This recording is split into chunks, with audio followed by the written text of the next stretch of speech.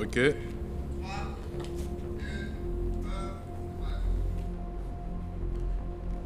Bonsoir à tous, bienvenue dans le Club de la Presse, votre émission de débat diffusée tous les dimanches sur RTI 1. Ce soir encore, nous décortiquerons avec vous l'actualité brûlante de la scène politique.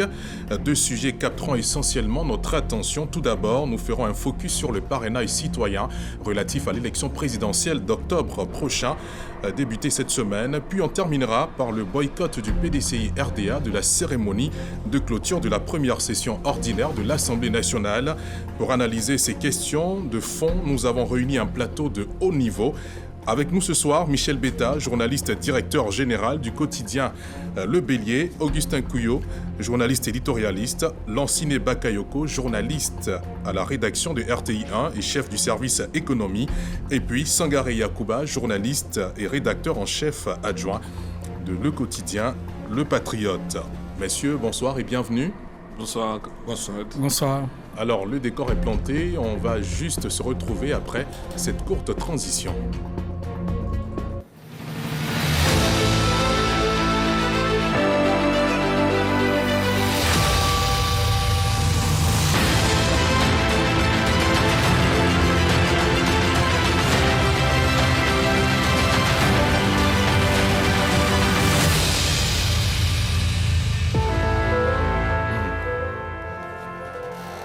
Vous suivez le Club de la Presse, votre émission de débat du dimanche. Et à quelques 4 mois de la présidentielle en Côte d'Ivoire, en 2025, le pays entre dans une phase décisive, celle des parrainages.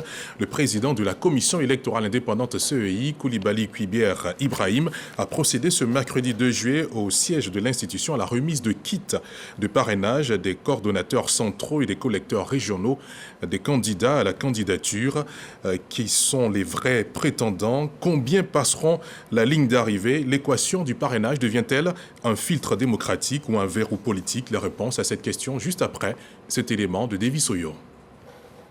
À 4 mois de la présidentielle de 2025, les choses se précisent. La Commission électorale indépendante, CEI, a procédé le mercredi dernier à la remise de kits de parrainage aux coordonnateurs centraux et collecteurs régionaux de candidats à la candidature. Des kits composés essentiellement de supports électroniques et papier.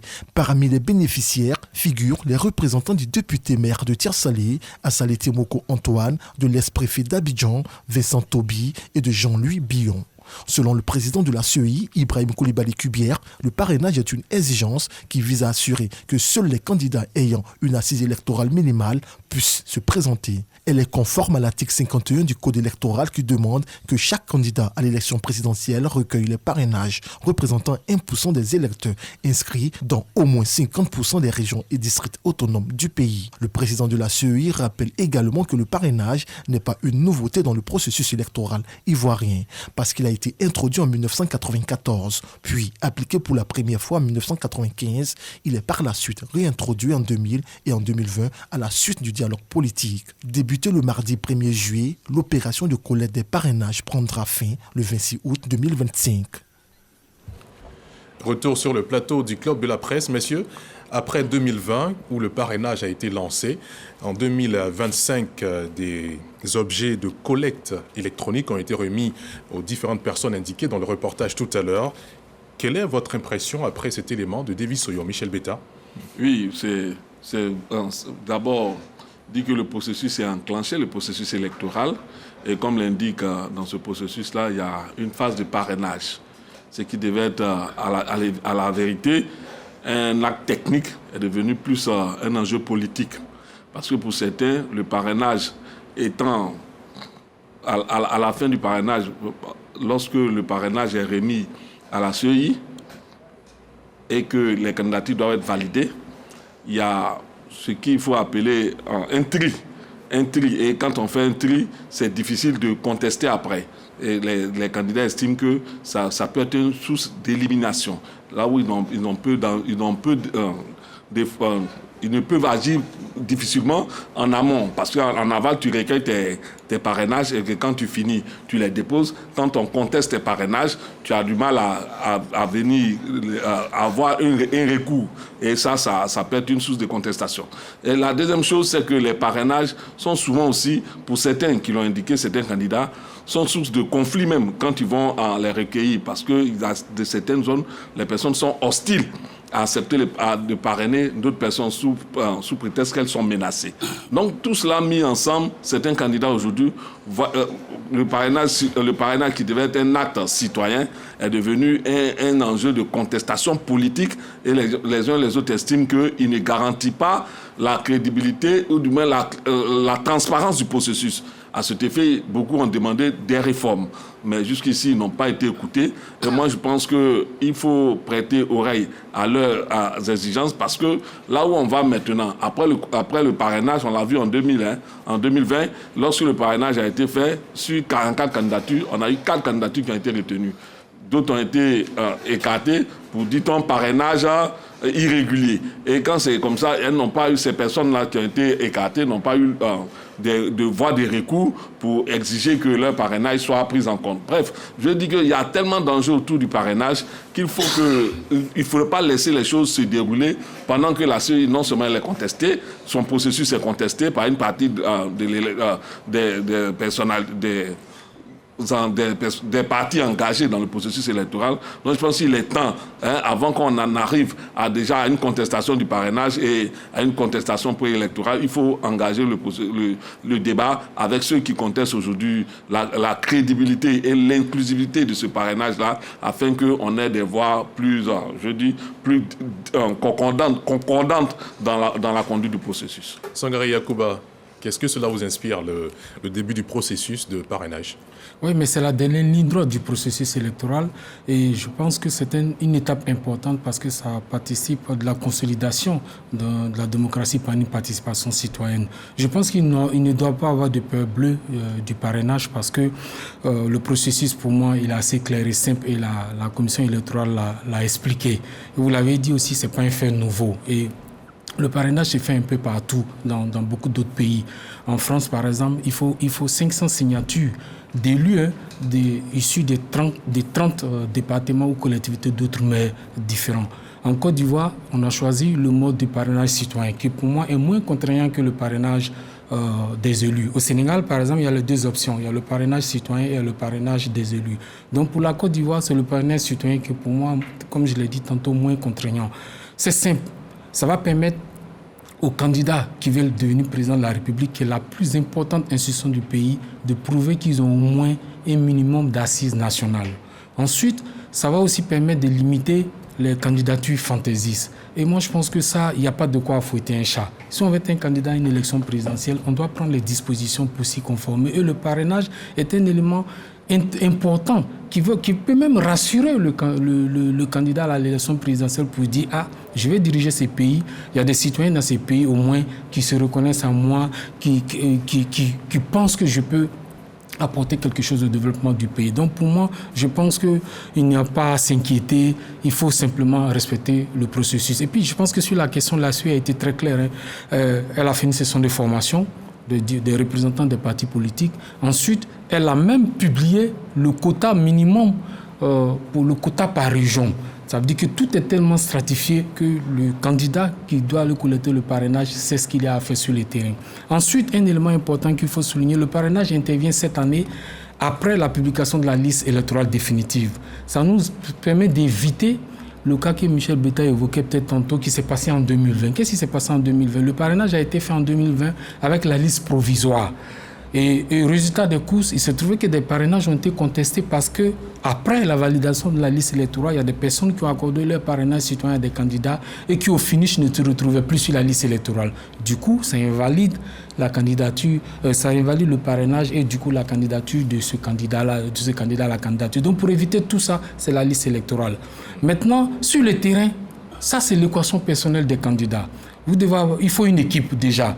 Je pense que dans le dispositif, il faut un collecteur général, il faut des collecteurs délégués, des collecteurs régionaux. Donc c'est à chaque candidat de trouver les hommes sur le terrain, de faire le travail correctement. Je pense que si la collecte est faite correctement, ce n'est pas possible que vous pouvez trouver quelqu'un qui va vous parrainer puis aller parrainer quelqu'un d'autre. D'ailleurs, mais aujourd'hui, c'est considéré comme... c'est une infraction aujourd'hui. Je pense que le président de la CEI l'a dit suffisamment et je pense que les électeurs sont sensibilisés. Donc pour moi, je ne crois pas que ce soit un objet pour récaler des candidats ou pas. Au contraire, c'est un exercice démocratique pour permettre aux candidats vraiment d'aller sur le terrain et de prouver à la nation qu'ils ont un minimum d'assises nationales. Et ça s'est fait un peu partout. Et vous l'avez bien relevé tout à l'heure. Ça a commencé en 94-95. On est venu en 2020. Je pense qu'il n'y a pas meilleur moyen de consolider notre démocratie que de passer par le parrainage citoyen. Augustin Couillot, vous partagez son avis? Certainement pas, mais dans tous les cas, l'idée de base du parrainage, c'est selon ses promoteurs, c'est de faire le filtrage, notamment éliminer les candidatures dites farfelues. La question, c'est de savoir quels sont les critères pour déterminer les candidatures farfelues. Les candidatures farfelues, c'est quoi? C'est ceux qui n'auront pas, ici, c'est ceux qui n'auront pas pu réunir le parrainage dans la moitié des régions et des districts. Donc ça fait 17 régions et districts. Ce serait ça. Parce que si c'est pour éliminer les candidatures farfelues, ceux qui n'ont pas obtenu le parrainage dans ces régions-là seront considérés comme les candidatures farfelues. Mais il y a quand même un problème sur cette question. Dans la mesure où on est en train de dire aux candidats et aux électeurs que vous parrainez quelqu'un, mais ça ne vous engage en rien du tout. C'est-à-dire, celui qui parraine un candidat n'est pas forcément l'électeur du candidat. Donc, on est dans à l'évidence, on est dans un marché de dupes où on dit aux gens, ça dit que quelqu'un va venir avec, par exemple, l'ensemble il va réunir tous ses parrainages. Mais il est possible qu'aux élections, ils n'obtiennent même pas les voix de ses parrains. Ça veut dire que si on a besoin de 43 000 personnes au plan national pour valider le parrainage, disons, c'est un chiffre moyen que je donne, quand je prends la moyenne de la moitié des électeurs inscrits, une moyenne, on dit par exemple 43 000 personnes et ils ont tout validé, M. Couillot. Et au finish, puisque ça n'engage en rien les parrains, finalement, je vais aux élections, mais ceux qui m'ont parrainé ne sont pas obligés de me voter. Donc, finalement, je me retrouve à moins de 43 000 voix et on conclura quand même que je ne serai pas une candidature farfelue. Donc, il y a quelque chose qui ne va pas. Puisqu'on dit qu'il faut prouver qu'on a un minimum de soutien national, qu'on a une assise nationale. Mais l'assise nationale se prouve dès le départ par le parrainage. Que j'ai réuni le nombre de parrainages. Est-ce que ce que vous dites, c'est que les différentes signatures qui font office de parrainage doivent faire preuve d'élection anticipée, d'électeurs anticipés qui votent? Non, moi je ne le dis pas, mais si c'est sur cette base qu'on dit que je ne suis pas un candidat farfelu, à la fin du processus, à l'élection, à l'issue de l'élection, je devrais au moins réunir le nombre l'équivalent du nombre de parrains, alors qu'il ne m'engage même pas. Donc en quoi, puisqu'on dit aux électeurs qui sont inscrits sur la liste électorale, non, ne vous en faites pas, accorder les parrainages, ça ne vous engage en rien. Ça ne vous engage en rien. Maintenant, alors où est l'assise nationale si la personne vient avec le nombre de parrains requis? C'est un peu... Il y a quelque chose qui ne va pas. Donc, moi, je me dis que, bon, on avait besoin de quelque chose, on élimine des gens. Pourtant, ceux qui n'ont même pas... Peut-être ceux qui n'ont pas obtenu le parrainage qu'il faut, auraient peut-être obtenu plus que le nombre de parrainages qu'il fallait. Donc, il y a quelque chose qui me trouble un peu. dans cette logique de dire que ça n'engage pas les parrains, et ça ne les engage à rien. En même temps, on dit, il faut que ces parrainages prouvent qu'ils ont une assise nationale. Je trouve ça un peu... il y a quelque chose qui ne va pas. Donc ce parrainage-là, pour vous, pourrait être défavorable pour le candidat. Oui, parce que bon, je trouve que... Non, je ne dis pas que ça va lui être défavorable, mais je trouve que la logique n'est pas claire. La logique n'est pas claire parce qu'on ne peut pas dire en même temps aux gens qu'ils peuvent parrainer à tour de bras sans être engagés à voter la personne et en même temps dire que ce parrainage constitue la preuve d'une assise nationale minimale avant d'aller aux élections. On vous a bien compris. Lansine Bakayoko, votre avis sur la question du parrainage, est-ce que vous partagez les arguments d'Augustin Couillot ou le vôtre, il est tout autre? Bon, je pense que si le parrainage n'avait pas existé, il aurait fallu le créer. Parce que, voyez-vous, nous sommes dans un pays où tout le monde nourrit ce fantasme-là de dire qui peut être président de la République. Et ça, ce n'est pas bon. Être président de la République, c'est un destin, c'est une capacité. Tout le monde ne va pas être président de la République en Côte d'Ivoire. Il faut que ça soit très clair. Or, s'il n'y a pas de parrainage, s'il n'y a pas de code électoral comme certains veulent le faire admettre, en disant qu'il faut inhiber toutes les conditions minimales électorales à réunir, il faut abandonner cela pour que tout le monde soit candidat. C'est ce qu'ils appellent inclusivité. Vous voyez, il y a les risques qu'on se retrouve à 30 millions de candidats. On peut se retrouver à 30 millions de candidats. Et donc, il est forcément nécessaire de mettre en place des balises, de mettre en place des digues qui font en sorte qu'on soit à l'abri des candidatures. Lui, il a parlé des candidatures farfelues, lui, il a parlé des candidatures fantaisistes. Mais moi, je parle des candidatures dépensières. Parce qu'en réalité, c'est quoi? Quand on est candidat, c'est extrêmement coûteux. Non seulement pour le candidat lui-même, mais pour le budget de l'État. Je peux comprendre qu'un candidat ait beaucoup d'argent et qu'il veuille en dilapider, mais je ne peux pas tolérer qu'un candidat veuille dilapider les ressources publiques, l'argent du contribuable. Parce que quand quelqu'un est candidat, ça engage des dépenses. Les bulletins et d'autres logistiques qui doivent être mises en place. C'est-à-dire que quand quelqu'un devient candidat, forcément, ça entraîne des dépenses supplémentaires pour l'État. Donc, on ne peut pas autoriser tout le monde à venir se mettre là, des gens qui n'ont aucune base, qui n'ont pour seule prétention que leur volonté de vouloir être là. Mais si c'est la volonté qui devait compter, je crois que, je l'ai dit, la Côte d'Ivoire aurait au moins 20 millions de personnes qui veulent devenir président de la République. Mais il est vraiment urgent que ce parrainage-là soit renforcé. Ce n'est même pas une première. Vous savez, quelqu'un a parlé de la France où il y a des parrainages citoyens, même des parrainages... c'est des élus. Des élus. Mais vous me direz que ça, c'est en Occident. Mais en Afrique, au Cameroun, par exemple, mais les conditions d'éligibilité sont encore plus rigides. Vous savez, si on n'est pas dans un parti politique au Cameroun, on ne peut pas être candidat. Pour être candidat, il faut appartenir nécessairement à un parti politique. Ou alors se faire parrainer par un parti politique. Pour faire simple, pour que nos téléspectateurs nous comprennent, vous pouvez louer un parti politique. C'est ce qui est arrivé avec le jeune Cabral Libi en 2018, où il avait loué le parti Univers de Prosper Nkoungodo pour pouvoir se positionner comme candidat. Et cette année, le problème même se pose encore. Maurice Kamto, qui n'a pas d'élu, qui est dans un parti, et ça, il faut l'ajouter. Il faut que celui qui veut être candidat ait des élus nécessairement à l'Assemblée nationale. Il faut, ou bien dans les conseils municipaux, il faut absolument. Maintenant, s'il n'a pas de candidat, il faut qu'il se fasse parrainer par quelqu'un qui a un candidat. Ce qui fait qu'il y a aujourd'hui de gros risques que l'opposant le plus farouche au régime, qui s'appelle Maurice Kamto, risque de ne pas aller aux élections. Et les Camerounais le comprennent. Ce n'est pas un problème là-bas. Je ne vois pas pourquoi, en Côte d'Ivoire, parler d'un simple parrainage qui ne va qu'éliminer les candidats de convenance, on en fasse tout un problème. Est-ce que le président Thiam, qui veut être candidat, a un problème de parrainage? Est-ce que le PPACI a un problème de parrainage? Ce sont les candidats de convenance, les petits partis qui veulent forcément, qui font du bruit, alors qu'eux-mêmes savent que les Ivoiriens ne sont pas prêts à les mettre au palais du plateau.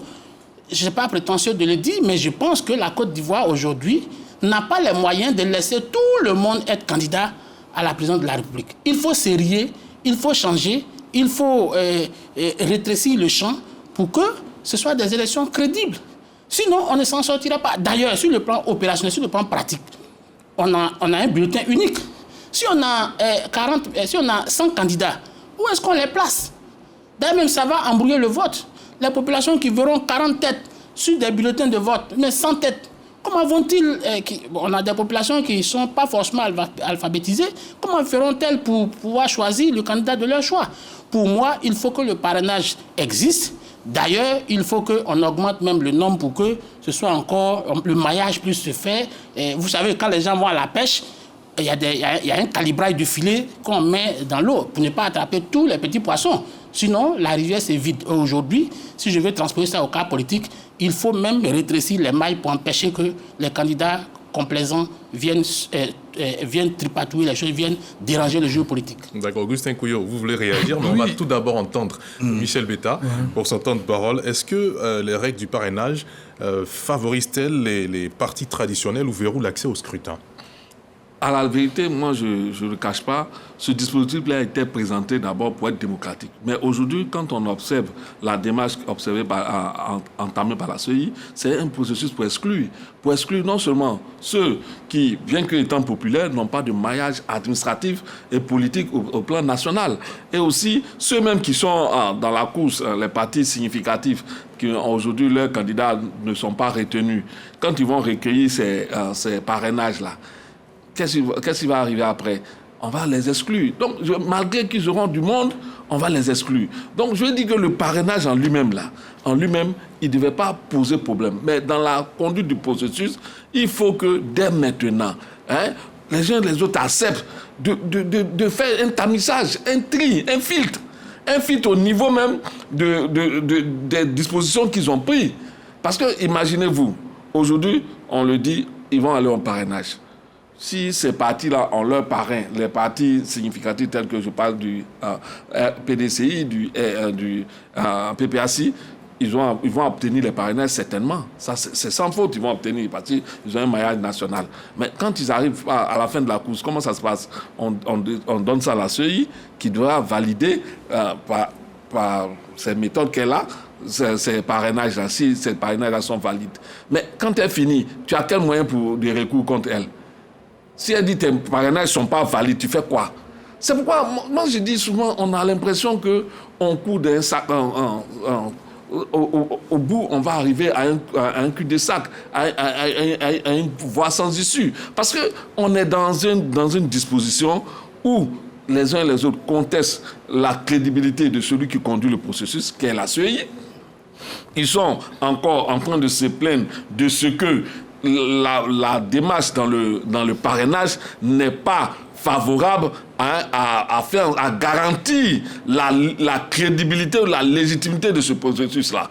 Et on fait la sourde oreille. C'est-à-dire qu'on n'écoute même pas leurs cris.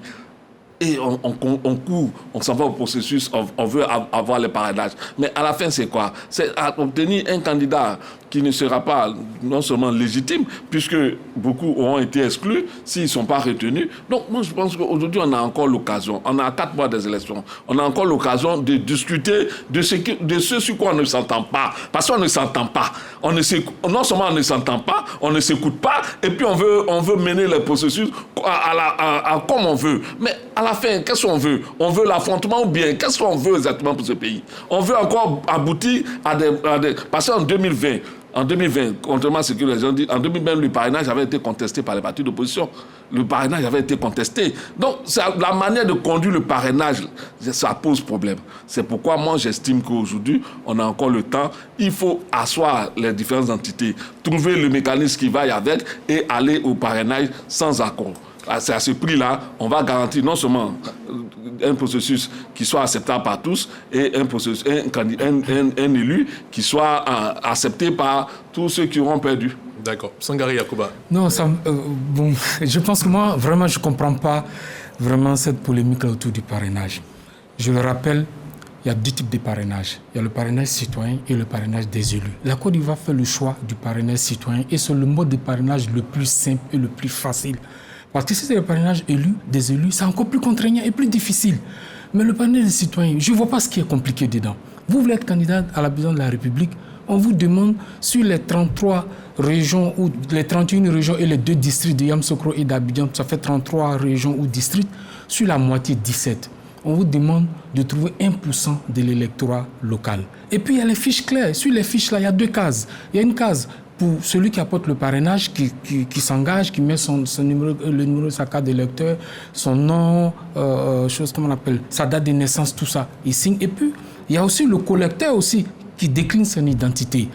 Mais qu'est-ce qui est si compliqué et si sorcier dans ça si on veut être candidat à une élection présidentielle? Il s'agit quand même de la présidence de la République. Et je le rappelle, c'est la plus importante institution de ce pays.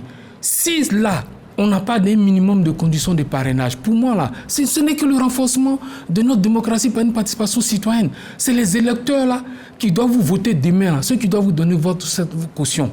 Et puis la CEI est tellement open dessus, il ne demande même pas que celui qui donne le parrainage soit forcément l'électeur. Ce serait même en contradiction du code électoral parce que le vote est secret.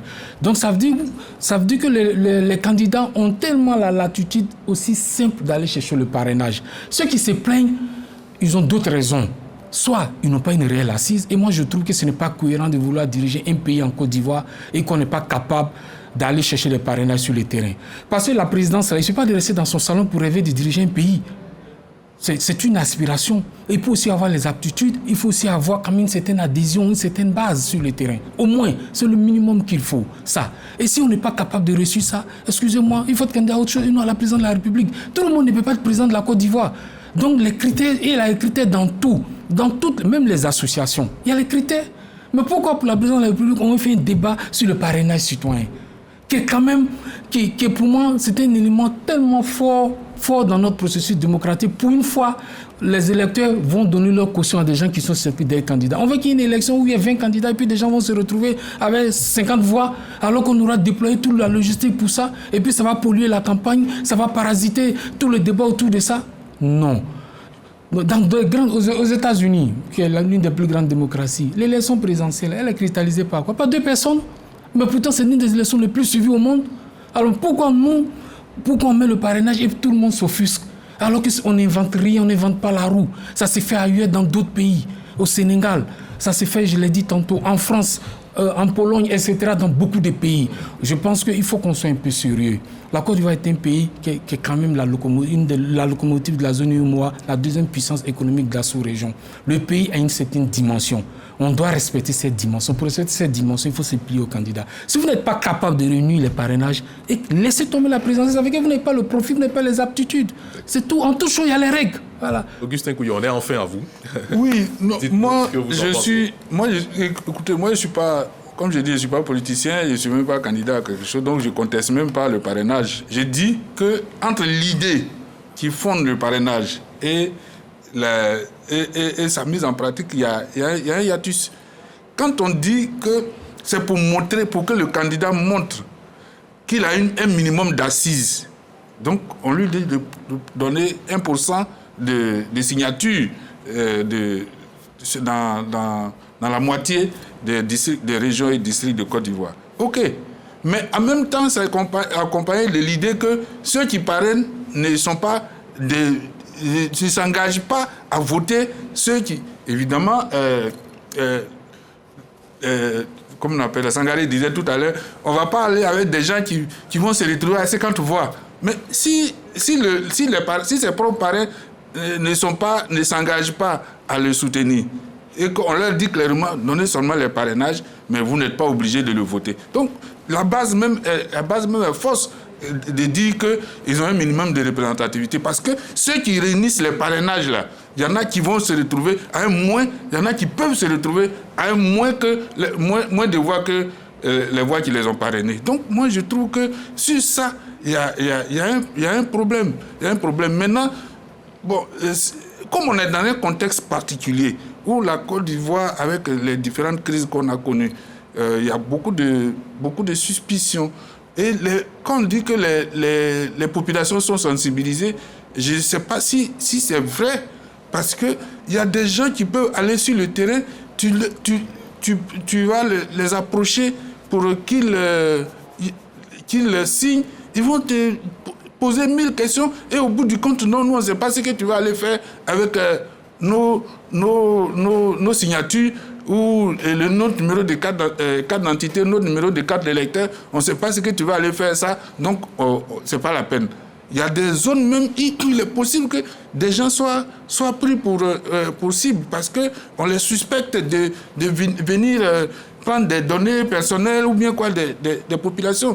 Comme on est dans une situation de suspicion généralisée, c'est pour ça que certains disent, sinon, quand il n'y avait pas le parrainage, on avait quand même des présidents.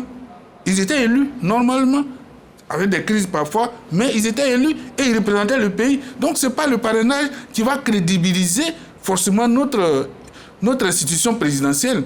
Ça peut crédibiliser peut-être davantage, mais je ne sais pas. Mais sinon, il y a les critères d'âge, les critères de caution, de 50. C'est passé de 90, on était à 20 millions, et c'est passé jusqu'à 50 millions aujourd'hui. Donc c'est aussi une contrainte. Je veux dire, il y a toutes sortes de critères qui tamisent. Donc, c'est vrai que le parrainage va tamiser. Mais moi, j'estime que le tamis mis pour le parrainage n'est pas assez, ne se justifie pas parce que ça ne montre pas clairement que le nombre de signatures que tu as amené représente au minimum le nombre de voix que tu peux avoir. Si c'était ça, ok. On dit, bon, M. Kouyo, il est candidat, il a au moins réuni peut-être 40 000 ou bien 50 000 signatures. Donc, à la fin, il va avoir au moins 50 000 votants. Or, à la fin, Kouyo peut se retrouver avec moins de 20 000 votants, parce qu'il est dit clairement que le vote étant secret, que ces gens n'étaient pas obligés de voter Kouyo. Donc, ils lui ont donné 50 000 voix, 50 000 signatures pour être candidat, mais au vote, au finish, il a moins de... Donc, ça ne montre pas l'efficacité du parrainage. Voilà ce que j'ai dit. On vous a bien compris. Je pense que ceux qui sont candidats, c'est vrai, ils dénoncent. Et évidemment, il y a une nouvelle technologie, je finis là-dessus, il y a une nouvelle technologie qui rentre en jeu. Notamment les appareils, les terminaux qu'on a distribués.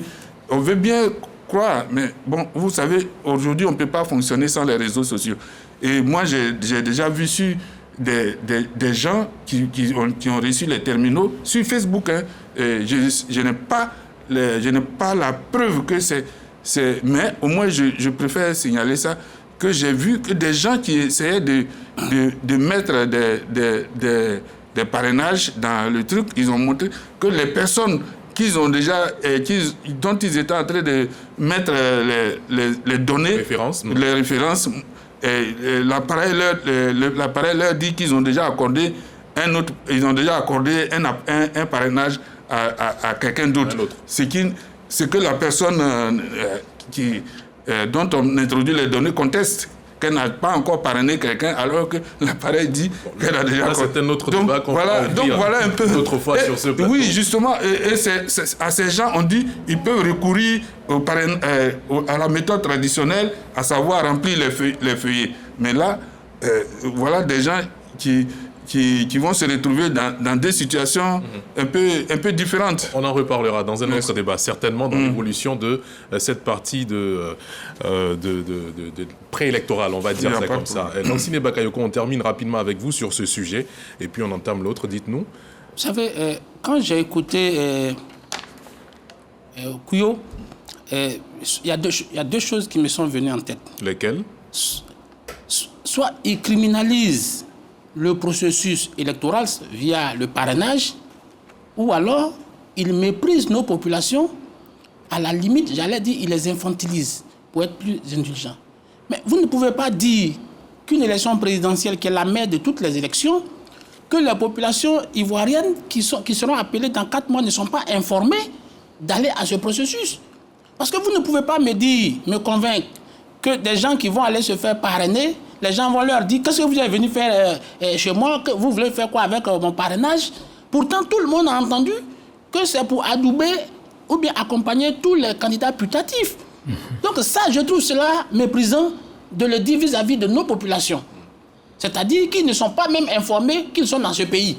Ça, c'est quelque chose. Maintenant, criminaliser aussi l'opération de vote qui serait peut-être une sorte d'exutoire pour des gens qui viendront attaquer ceux qui vont accorder leur parrainage simplement parce que un citoyen a accordé son parrainage, il doit en subir les contre-coups. Je pense que ça, c'est criminaliser le processus et ce n'est pas bien de le dire. Vincent Tobi l'a signalé. Il a cité même une ville. Il a dit Madina, où il est parti. Il y a d'autres qui ont refusé de lui accorder le parrainage sous prétexte qu'elles sont menacées, ces populations-là. Il a dit. C'est pas nouveau. Terminer rapidement. Je crois que Vincent Tobi s'était surestimé. Il s'était donné une extension qui est factice aujourd'hui. Parce que quand il est allé sur le terrain, il s'est heurté à la réalité. Et il revient nous dire que c'est compliqué. Je crois qu'il aurait dû, Vincent, s'il a dit ce que vous avez dit là, il aurait dû mesurer l'ampleur de la tâche avant de se lancer dans cette aventure. Donc, pour moi, le parrainage doit être corsé davantage. Parce qu'on ne peut pas laisser à tout venant la possibilité de se porter candidat en Côte d'Ivoire. On ne peut pas. Il faut qu'il y ait des conditions minimales rigides pour filtrer, pour éviter le parasitage, pour éviter qu'il y ait des candidatures fantaisistes. Et ça, il faut arrêter de discréditer ce processus-là. Et par extension, la commission électorale indépendante, qui, elle, ne fait qu'exécuter des mesures légales, des dispositions légales, qui ne fait qu'aller dans le sens de la loi ou des accords politiques. Donc, je pense qu'aujourd'hui, tout cela participe d'un jeu, un jeu sournois, de discrédit qui va être lancé sur le processus électoral, parce qu'en réalité, en octobre, ce sera la pesée.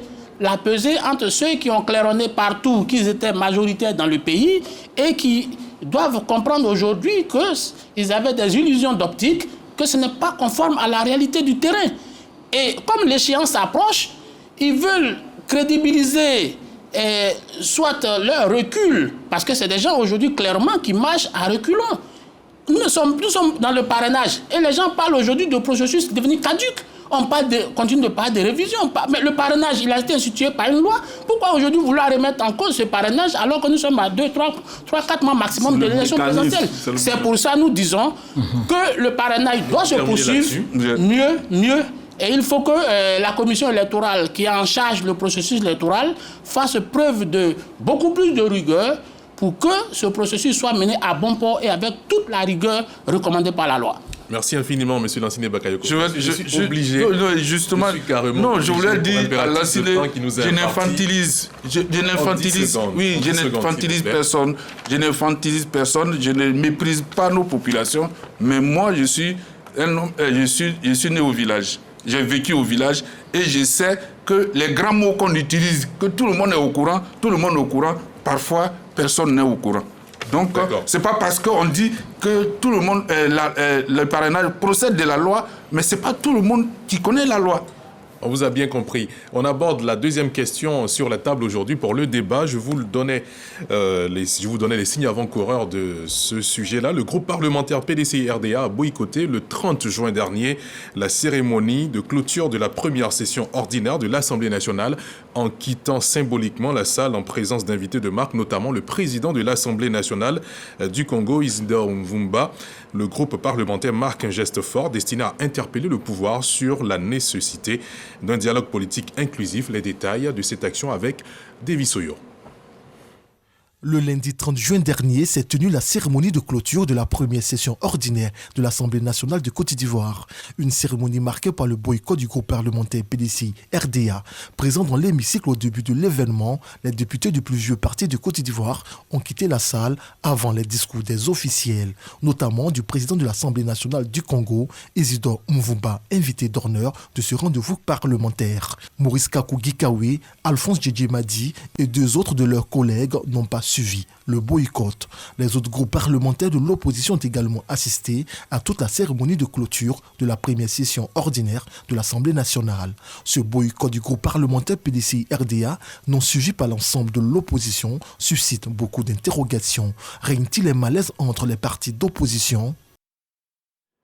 Retour sur le plateau du Club de la Presse. Tout de suite, on a envie de demander à Michel Betta, cette action du PDCI-RDA est une démarche politique cohérente ou une impasse tactique ?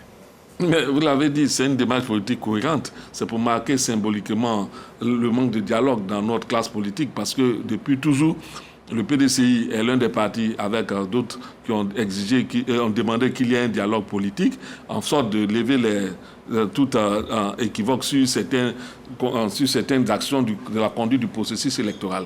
Aujourd'hui, la CEI, nous le savons tous, est contestée par la majorité de la classe politique.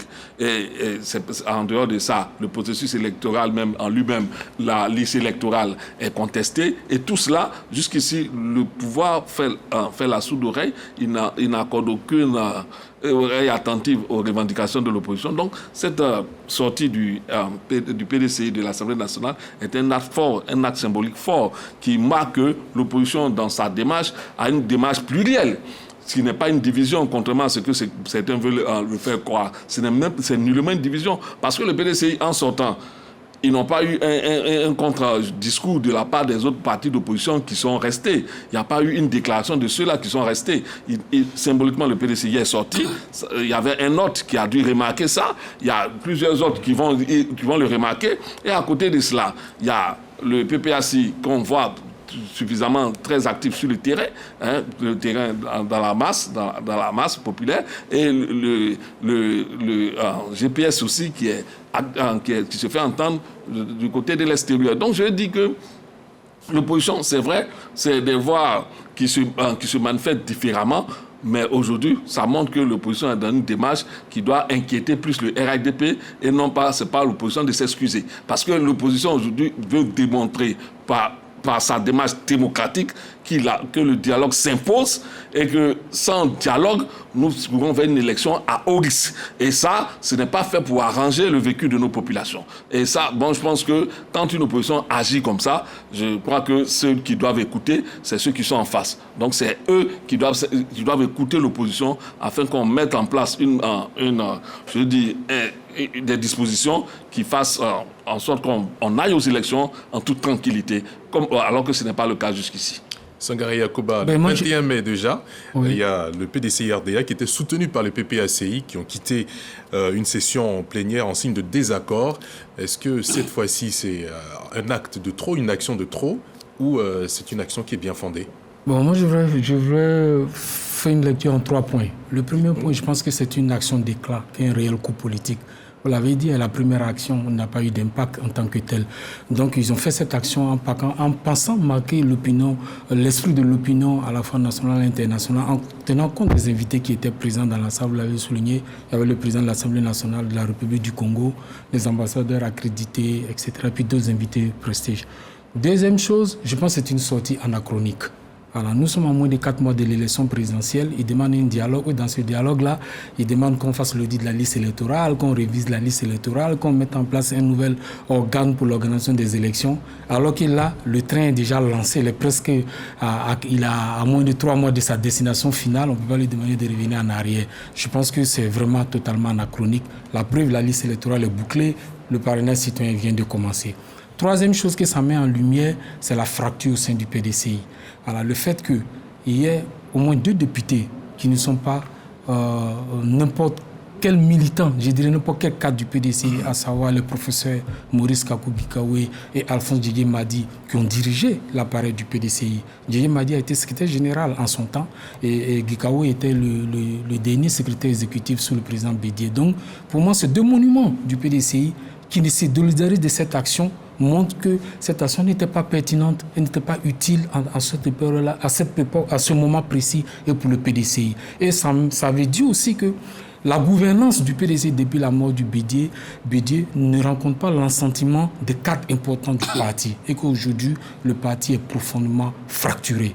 Et ça, c'est la conséquence du pilotage à vue qu'on constate depuis que M. Didier Thiam a pris la tête du PDCI. Voilà. Le défi qu'il attendait, c'est de rassembler les gens. Rien que par sa gouvernance, sa manière de procéder aujourd'hui, il a complètement fracturé le PDCI. Avant, on y voyait Bion, mais aujourd'hui, Gikawe Didier Madi, aujourd'hui, même s'ils n'ont pas parlé publiquement par leur, c'est un acte fort qu'ils ont posé en se désolidarisant de cette action du groupe parlementaire PDCI, montre qu'ils ne sont pas totalement d'accord avec la conduite des affaires du PDCI et dans la démarche du PDCI. Et ça, moi, je pense que l'équipe dirigeante du PDCI doit mener une vraie réflexion. Quand vous prenez une trajectoire et qu'à chaque fois, il y a des fractures, ça veut dire que vous n'êtes pas forcément sur le bon chemin. Donc, il leur faut maintenant mener une bonne réflexion. Et tout ce qu'ils demandent là, moi, je pense que c'est vraiment, comme je l'ai dit tantôt, totalement anachronique. Alors, il faut qu'ils réfléchissent sérieusement s'ils ont envie d'aller aux élections. Maintenant, s'ils s'entêtent à rester dans cette posture-là, ils vont se réveiller un matin, l'élection a déjà eu lieu, et puis le PDCI tirera les conséquences de cela. Augustin Couillot. Bon, moi, je ne sais pas s'il y a fracture au PDCI ou dans l'opposition, parce qu'on ne sait pas, on n'a pas entendu Alphonse Guédié Madi, on n'a pas entendu Guy Kayoué.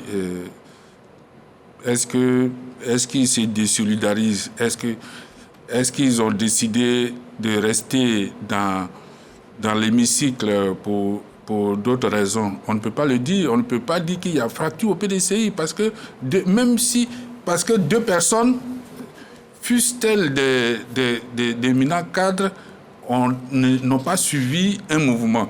On ne peut pas dire que le PDCI est complètement fracturé. Non. Je vous rappelle que, parce qu'on dit, depuis la mort de Bédié, non, mais pendant du vivant de Bédié, il était opposé à Guédié Madi dans une élection. Il était opposé à Guédié Madi dans une élection. Du vivant de Bédié, il a été, Guédié Madi l'a affronté. Donc, à cette époque, on n'a pas parlé de PDCI fracturé. Donc, aujourd'hui, le PDCI a fait une action qui, selon la majorité de ces cadres élus de l'Assemblée nationale, ont estimé qu'il fallait poser cet acte. Je pense que si on voulait voir si les Guédié Madi et Guy Kayoué condamnaient cette action, on n'avait qu'à leur tendre le micro. Allez les voir pour dire, mais vous n'êtes pas sortis, quelles sont les raisons qui vous ont poussé à ne pas sortir? Est-ce parce que vous condamnez cette action? Or, on n'a pas cette... il y avait beaucoup de journalistes là-bas. Ils auraient pu le faire. Pourquoi ne l'ont-ils pas fait? On ne peut pas tirer la conclusion qu'ils se désolidarisent. Ils ne sont pas sortis. Quelles sont les raisons? On peut les rechercher. Mais je pense qu'on ne peut pas dire que depuis que Thiam est là, parce que Tidiane, comment il s'appelle, Bion n'est pas d'accord, parce que Valérie Yapo n'est pas d'accord, parce que, comment on appelle, Guy Kayoué a quelques soucis, que le parti est laminé. Mais qu'est-ce que vous pensez de cet acte du PDCI RDA pendant la session de l'Assemblée? Moi, c'est ce qui... Je juge que ils sont responsables de leurs actions. Pour moi, ils ont voulu marquer un coup politique, montrer leur mécontentement. C'est tout. Je pense que c'est pour montrer leur mécontentement. Ils ont des exigences qui ne sont pas prises en compte. Donc, ils marquent leur mécontentement. C'est un acte de mécontentement. Voilà, c'est un acte de mécontentement. Maintenant, c'est à eux, est-ce que c'est efficace pour leur combat politique? C'est eux qui jugent. Moi, parce qu'au bout du compte, c'est quoi? C'est obtenir les résultats des résultats. Ils n'ont pas encore obtenu les résultats liés à ce genre d'actes. Ils n'ont pas encore obtenu parce que c'est d'amener le gouvernement à réagir, à leur tendre la main pour ouvrir un dialogue. Ils n'ont pas encore obtenu. Mais qu'est-ce qui dit qu'ils n'obtiendront pas plus tard? Ou bien même s'ils ne l'obtiennent pas, est-ce que ça fait que ce parti n'existera plus? Non. Ça fait depuis 1999 que le PDCI, a perdu le pouvoir. Donc, ils ont la latitude de mettre en place les éléments qui peuvent les ramener au pouvoir. C'est eux qui jugent. Ce n'est pas quelqu'un qui juge à leur place pour dire qu'ils doivent s'asseoir. Non, c'est surtout pas un adversaire. L'actualité politique des jours à venir nous dira réponse à ce que vous venez de dire. Alors, Lansine Bakayoko, le PDCI qui sort de cette session à l'Assemblée nationale, qu'est-ce que ça évoque pour vous? Pour moi, c'est un geste désespéré. C'est un geste carrément désespéré. Parce que si c'était un coup politique, c'est carrément un flop aussi. Parce que pourquoi vous dites ça? C'est un flop. Parce que j'ai vu dans ce geste qu'ils veulent prendre le Congo à témoin. Le président Sassou et son régime à témoin. Mais on ne peut pas critiquer le régime ivoirien devant le régime congolais. Le régime congolais est au pouvoir depuis 1979, avec une parenthèse de 92 à 97. Donc ça fait pratiquement 46 ans qu'ils sont au pouvoir. Donc ce n'est pas à eux que viendra l'exemple. Ce n'est pas à eux qui vont venir dicter des choses au régime ivoirien. Et puis dans la salle, c'était devant le président Mvouba, et j'ai vu aussi le président de l'Assemblée nationale, le président Ngolo. Mais ceux-là sont habitués à ce type de boycott dans leur pays. Parce que de temps en temps, et plus régulièrement, des opposants boycottent les activités de ces deux institutions. Donc ce n'est vraiment pas nouveau. Maintenant, si c'est pour dire que certains irréductibles ont été mis hors du circuit politique, mais c'est aussi le cas à RD Congo, à Congo-Brazzaville, puisqu'il y a aujourd'hui des généraux même qui ont tenté des choses qui sont aujourd'hui hors du système. Et même les principaux opposants, Pascal Tchati Mabiala, n'est pas dans le système aujourd'hui. C'est le principal opposant, il est hors. Donc je ne sais pas pourquoi on veut prendre le Congo à témoin pour montrer que le régime ivoirien est antidémocratique. Le régime ivoirien, c'est un régime démocratique comparé au régime congolais. Donc c'est un flop sur ce point. Maintenant, deuxième chose, ce parti, ça montre clairement qu'il y a un malaise dans l'opposition. Et puis, il ne devrait en être autrement. Puisque l'opposition ivoirienne, c'est un assemblage de partis en pleine crise. Si vous prenez le PDCI, c'est un parti qui est en crise profonde. Tout le monde le sait. C'est une vérité de la palisse. Même le PPACI qui donne l'impression d'être un pays, un parti homogène, clairement, il y a de plus en plus de velléités qui sont cette sournoises, mais qui sont réelles, que nous entendons. Donc, c'est un pays, c'est un parti en crise. Si vous prenez le FPI de Pascal Affi-N'Guessan, mais c'est également un parti complètement en crise. Donc, je ne vais pas m'étaler, mais je vais dire simplement que l'opposition ivoirienne, c'est un assemblage de partis qui vit de malaise. Donc, forcément, le résultat, c'est une opposition qui est en plein malaise. Parce que je ne peux pas comprendre que... et puis, ça pose un problème de... Tangara a parlé de gouvernance à vue, mais c'est clair. Ça veut dire que c'est des choses qui ont été improvisées. Si ça n'avait pas été improvisé, Maurice Kakou Dukawé et le professeur Didier Madi seraient sortis de la salle. Mais ils n'ont pas été concertés. Ça veut dire que c'est des choses... C'est ce que nous avons toujours dit, que ce parti est gouverné par un clan qui a les manettes opposées à d'autres membres influents. Et ça s'est vu clairement. On a vu c'est les Chrysostomes qui sont sortis de l'Assemblée. Mais nous savons bien que ceux-là font partie d'un clan et le clan le plus en vue du côté du président Thiam. Bon, le PPACI, qui est dans un front commun avec le PDCI, ne s'est pas du tout senti concerné par cette affaire. Ça veut dire que notre opposition a besoin de se structurer. Et moi, j'en appelle à cette opposition à une meilleure organisation. Parce que ce que moi je veux, il faut qu'il y ait une opposition sérieuse, une opposition représentative qui peut porter le change au parti au pouvoir, parce que ça dénote de la vitalité de la démocratie ivoirienne. Pour le moment, ce n'est pas le cas. Parce que si ça continue comme ça peut donner l'impression qu'on est dans un système autocratique où il y a un parti dominant qui est là. Mais il est dominant à son corps défendant. Faute de personnes suffisamment responsables pour organiser une opposition forte, une opposition crédible. Donc, il faut restructurer l'opposition au moment où il est encore temps pour pouvoir être une opposition, une alternative crédible, pour pouvoir préparer l'alternance. Bon, pas en 2025, probablement dans les années à venir, mais il faut qu'il y ait une opposition claire, nette et bien structurée pour pouvoir préparer l'alternance. Parce que je sais que le RHDP ne pourra pas rester au pouvoir indéfiniment. Michel Betta. Oui, moi je suis... Pour vous, l'opposition est affaiblie. Parce que cette fois-ci, on a le PDCI qui part sans le PPACI, comme la dernière fois. Est-ce que ça dénote de ce que l'opposition est affaiblie ou fracturée? Ce n'est pas l'uniformité qui fait la force d'un front. Le PDCI et le PPACI sont au sein d'un front commun. Un front commun, les objectifs sont les mêmes. Que ce soit toute l'opposition qui prétend être divisée, les objectifs sont les mêmes. C'est la révision de la liste électorale, les discours de l'opposition n'ont pas changé. Et contrairement à ce que beaucoup veulent faire croire, ils font croire que c'est maintenant l'opposition demande ça. Mais ça fait des années. Ça fait des années que l'opposition demande ça. C'est que le RHDP au pouvoir qui ferme la voie démocratique, la voie du dialogue démocratique, c'est ce qui fait qu'on a l'impression que les actes de l'opposition sont divisés. Sinon, l'objectif est le même.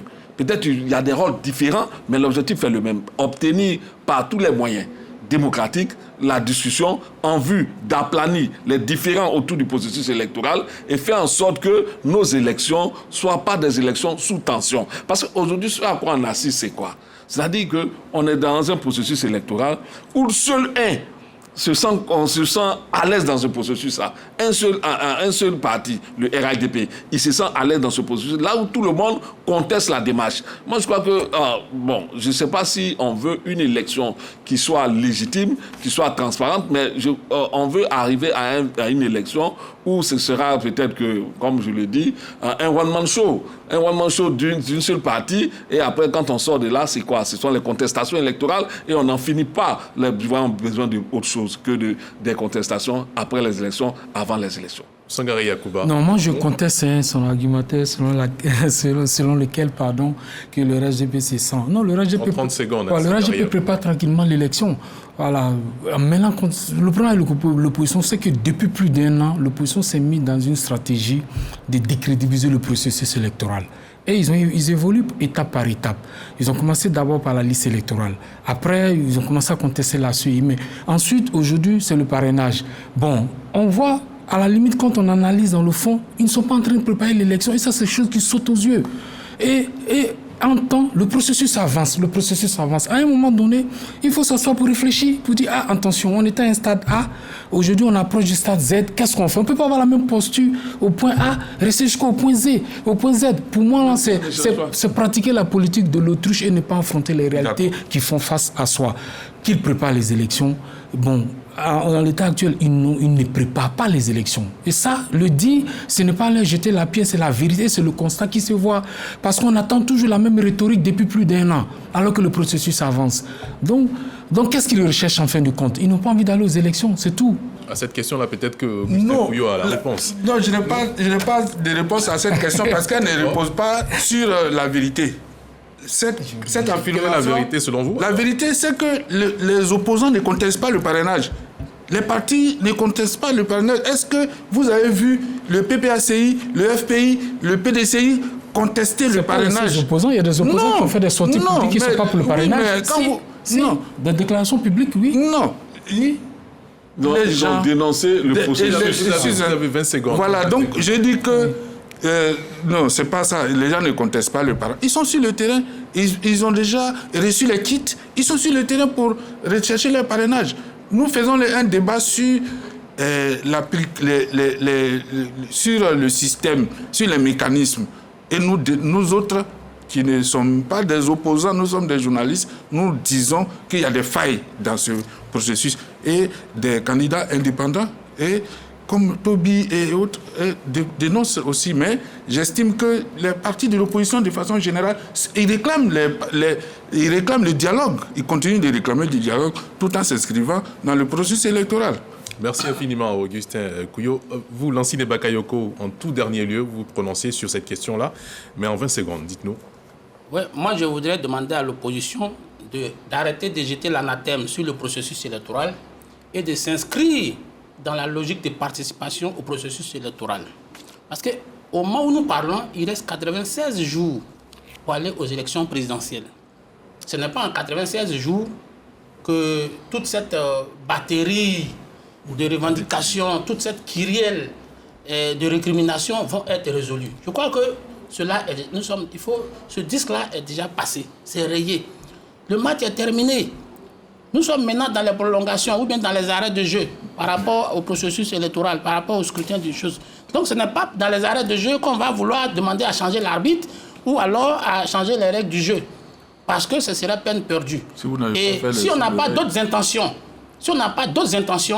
on devrait pouvoir tous se regarder aujourd'hui vers le 25 avec sérénité. Il ne sert à rien d'avoir un gourdin dans la main gauche, dans le dos, et donner l'impression qu'on veut des dialogues, on veut une discussion. La Côte d'Ivoire n'a pas besoin de troubles, la Côte d'Ivoire n'a pas besoin de crise, la Côte d'Ivoire a besoin de raffermir sa démocratie. Et je crois que les Ivoiriens sont résolus dans cette direction, à part quelques irréductibles qui sont aujourd'hui très minoritaires. Merci infiniment Lansine Bakayoko. Messieurs, merci à vous d'être venus participer au débat. À vous, chers téléspectateurs, merci infiniment pour votre fidélité. On se retrouve dimanche prochain pour un autre débat, Dieu voulant.